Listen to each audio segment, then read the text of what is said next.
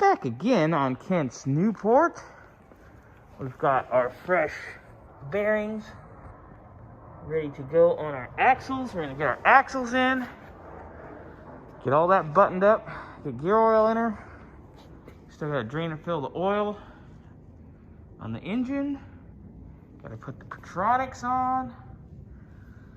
This little stuff. But she'll be done today and ready to roll. Alright, Wes is getting the shocks handled. Hey Wessie. Howdy, hi. Ooh, pretty new shock! Yeah, this was obviously Dunsky's. This is no bueno. Yeah, that's original. Bye, Felicia. We's up and running. Here you go, sir.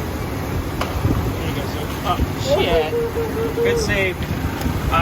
We had to pop a couple clamps in there. She was a little leaky. But our Patronics is in. Belts are all tensioned. Got brand new VR1 oil. New gear oil. Axles are in. I'm a go driver.